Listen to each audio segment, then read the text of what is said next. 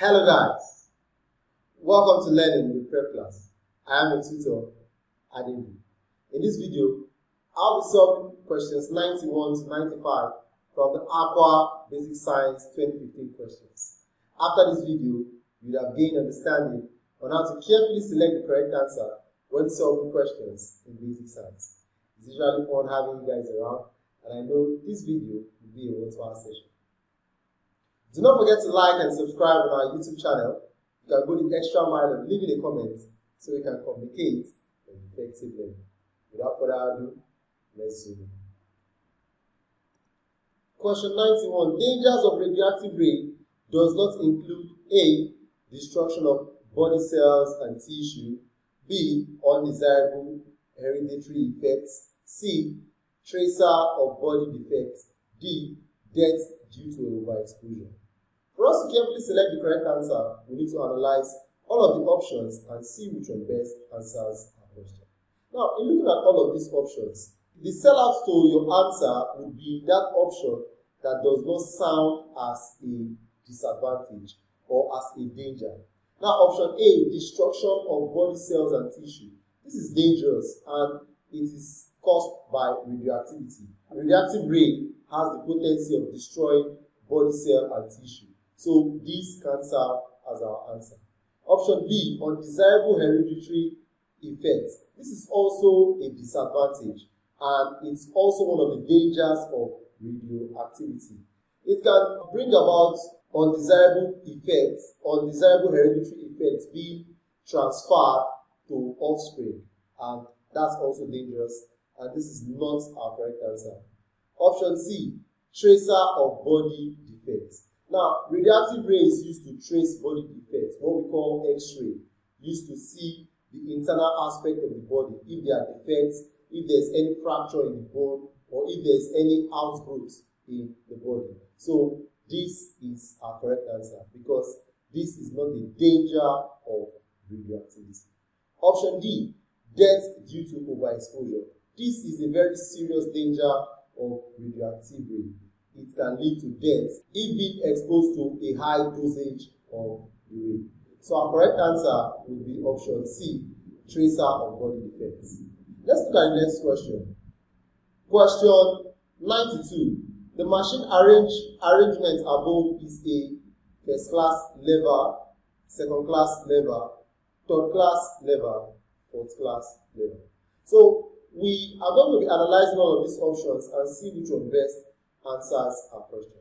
Now, if we look at this is just a diagram that will guide us in solving question 92. You'll see this is the fulcrum, this is the load, this is the effort. Now, for a first class lever, the fulcrum is placed in between the load and the effort. So this is not a first class lever, because if it was a first class lever, the fulcrum will be here. A second class lever, the load is placed, this is the load, you can see this represents the load, is placed between the fulcrum and the effort, and this serves as our correct answer. So question 92, option B, second class lever, is our correct answer. And for a third class lever, the effort is in between the fulcrum and the load. So the effort should be in the middle if it was a third class lever. We basically don't have anything like a fourth class lever. So if you look at this, you see first class lever have the fulcrum in the middle, second class lever have the load in the middle, which is this, and third class levers have the efforts in the middle. Our correct answer to question 92 would be option B, second class lever. Question 93. Oil spillage is not caused by A. Dripping of oil vehicle, B. Oil tank washing, C. Leakage of marine vehicle, D. Killing of fish with gamalin 20. For us to carefully select the correct answer, we need to analyze all of the options and see which one best answers our question. Now, oil spillage has to do with the intentional or mistakenly spilling of oil into water body. The accidental spilling of oil into water body. That's oil spillage. And if you look at option A, dripping of oil vehicle, this can lead to oil spillage because oil being dripping from oil vehicle can lead to oil spilling and finding its way into the water body. Now, oil tank washing. When oil tank is being washed, especially close to a riverbank or a water body, it can lead to oil spillage. Option C, leaking of marine vehicle. This also is one of the major causes of oil spillage. So it's not our correct answer. Now, option D, killing of fish with gamalin 20. Now, gamalin 20 is actually a pesticide, and if you use it in killing fish, it has basically nothing to do with oil spillage. So the correct answer to question 93 is option D, killing of fish with gamalin 20. Let's look at the next question. Question 94.